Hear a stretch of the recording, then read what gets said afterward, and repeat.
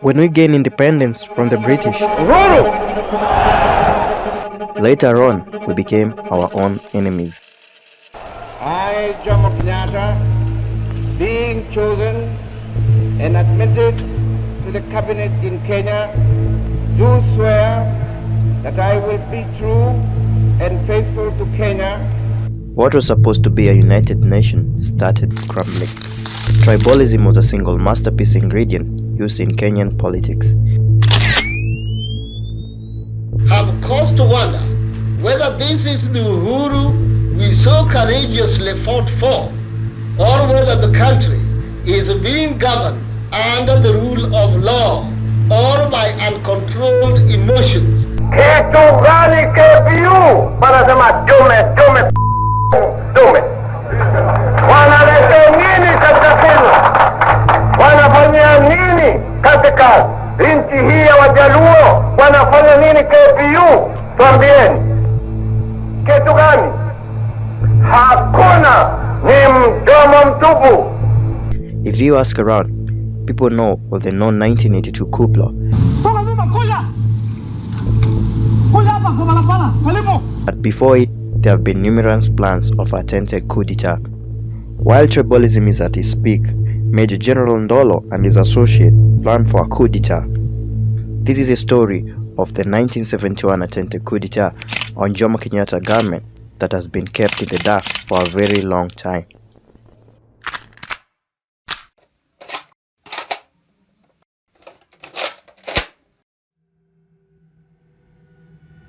In 1959, Jomo Kenyatta and his lieutenants, who were imprisoned for fighting the colonial British government, were to be released. A great many Africans who were loyal to the government during the emergency are fearful of what would happen to them if you were released. Are there any grounds for those fears? There's no ground at all.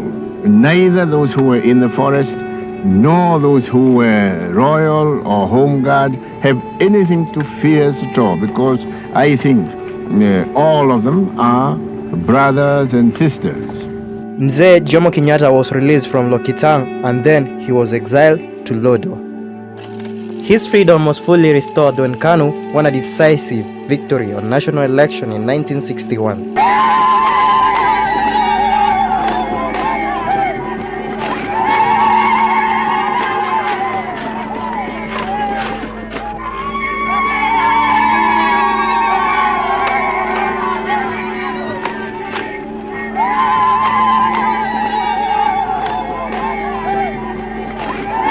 It was now clear that the British would soon hand over power back to Kenyans, and the last general election under British rule were held in May 1963.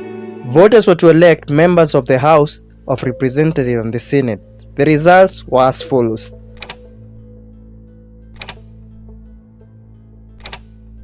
It was also the next victory for KANU, which won 83 out of the 124 seats in the House of Representatives and 18 of the 38 seats in the Senate. June 1963, Kenya was granted internal self-government and Mzee Jomo Kenyatta became the Prime Minister. My leadership has not been to darkness and death, but to light and prosperity. 6 months later, Kenya was granted its independence, and in December 12, 1964, Kenya became a republic and Kenyatta became the president.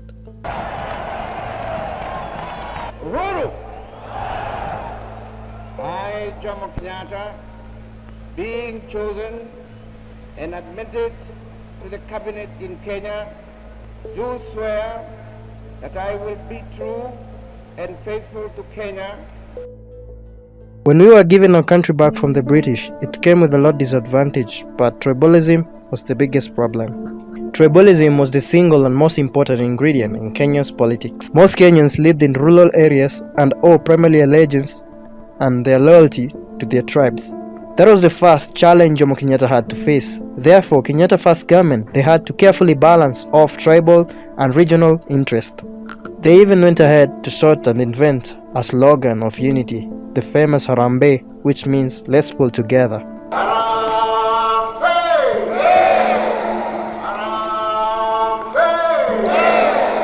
Although the harmony and efforts to pull Kenya did not last when the Kikuyu gathered an equal share of fruits of independence. As the largest tribe at the time, the Kikuyus believed that the superiority of political and economic should be rightfully theirs. They considered themselves as architects of independence and that they were the driving force in the nationalist movement.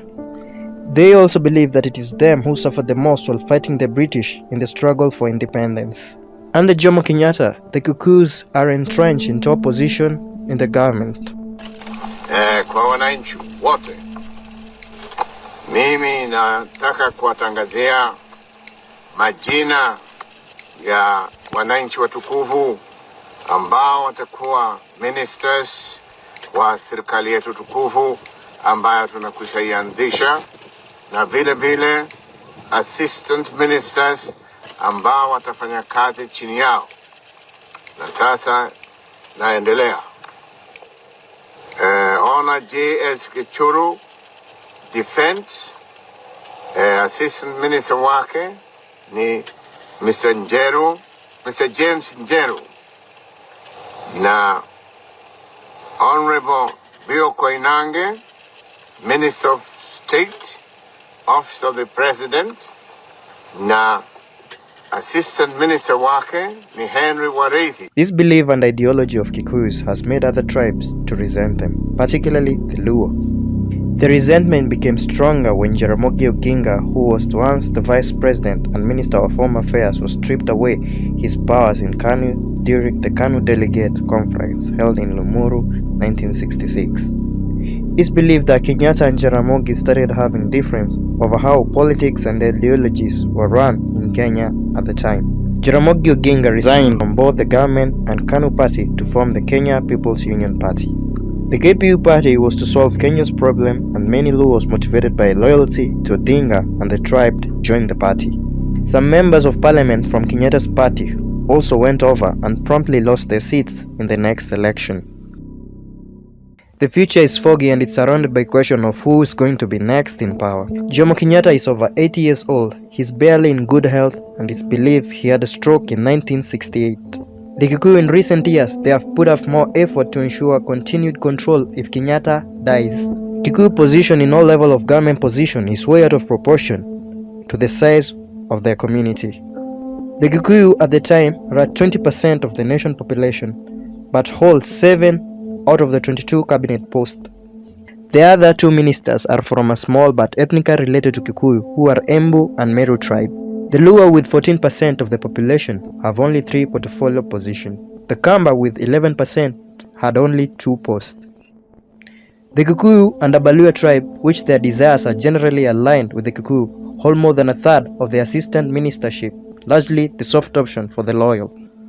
Almost half of the permanent ministers and important men in the ministry are Kikuyu. 4 of the 8 provincial commissioners are Kikuyu. As a fact, Kikuyu have the largest tribal representation in parliament. Around President Jomo Kenyatta, his principal advisors are all Kikuyus. These advisors, they even come up with the name Gatundu Group, which represent the president country home where they meet. The Gatundu Group comprises of Foreign Minister Njoroge Mungai, Attorney General Charles Njonjo, and Minister of State Mbiu Koinange.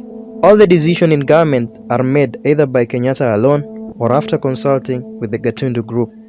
It is only the armed forces instrument of power in Kenya that the Kikuyu do not control completely.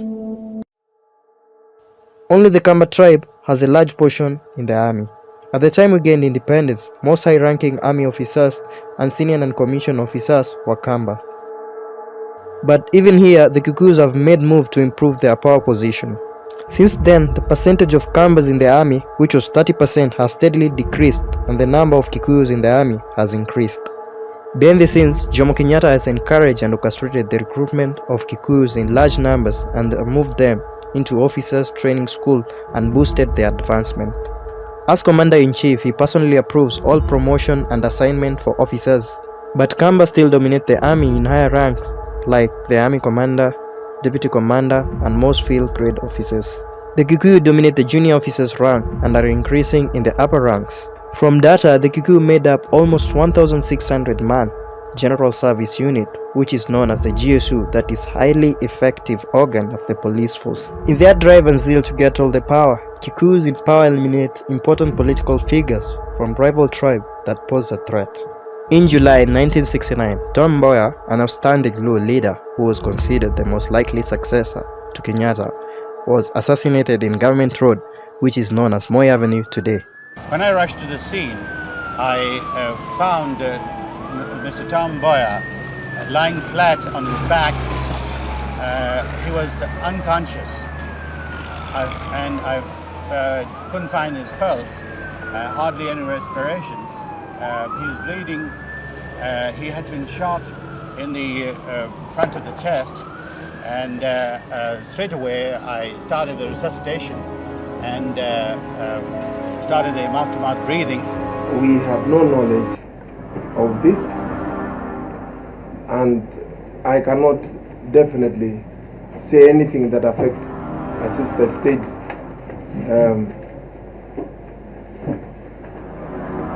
The man who pulled the trigger, Nahashon Jenga, posed an intriguing question: why didn't you go after the big man?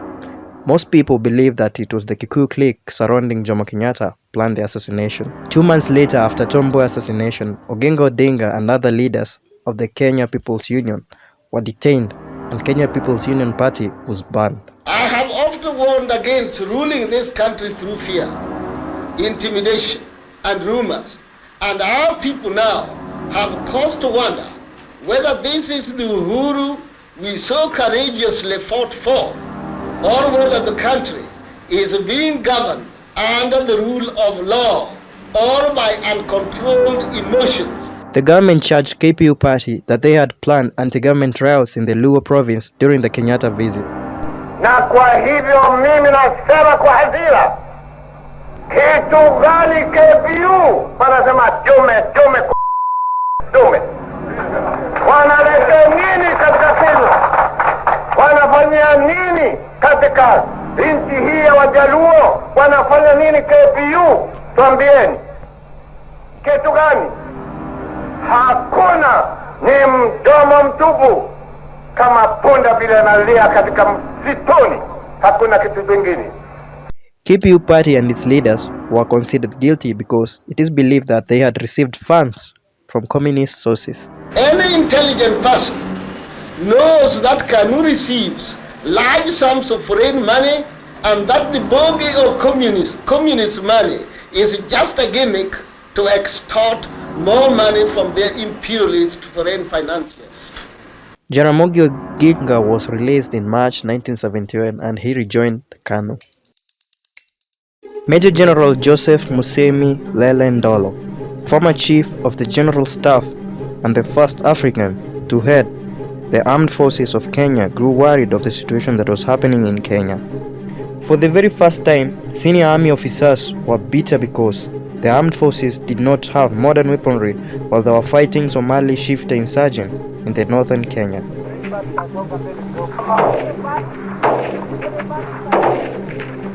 Major General Ndolo was unhappy because suddenly in the army there was oath-taking and ammunition was being given to civilians, and tribalism was at its peak.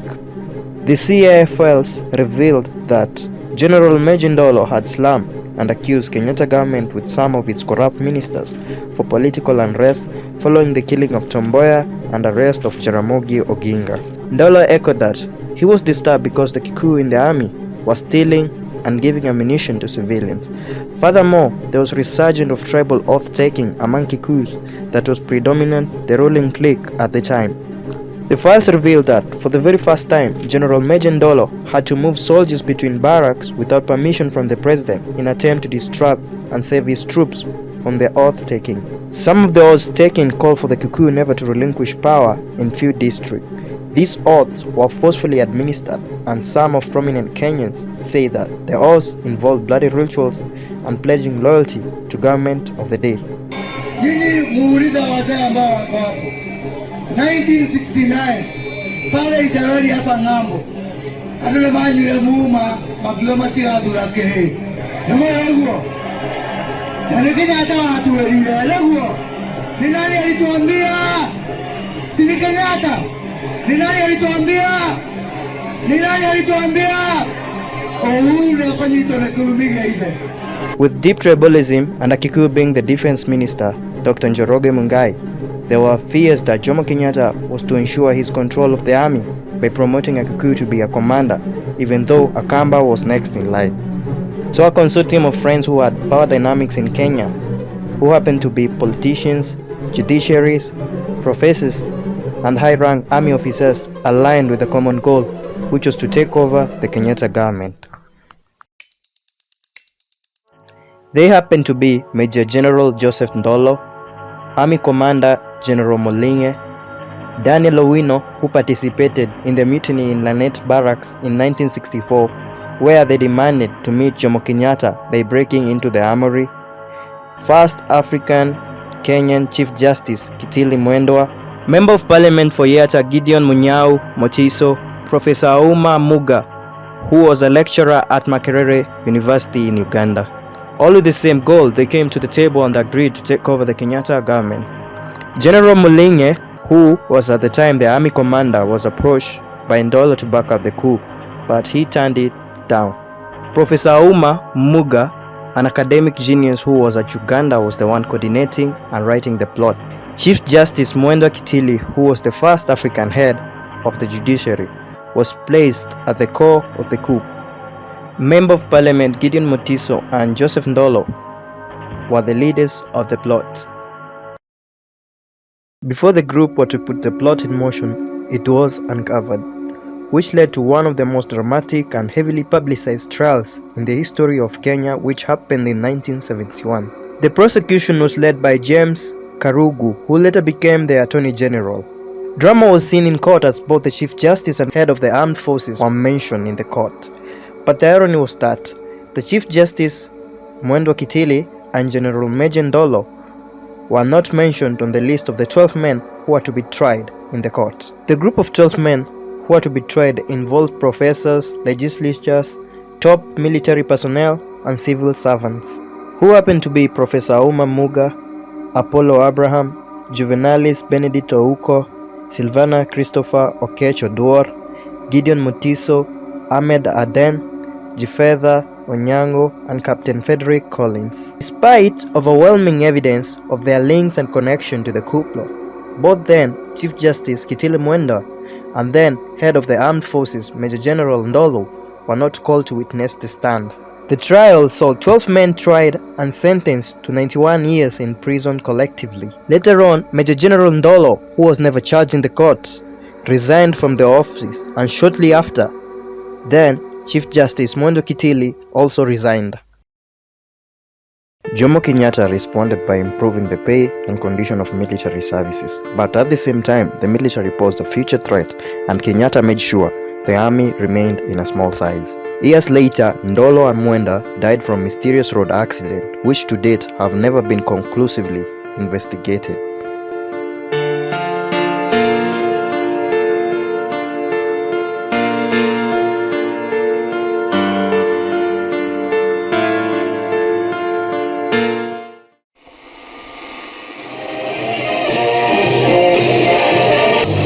You are hereby informed that everybody is requested to stay at home.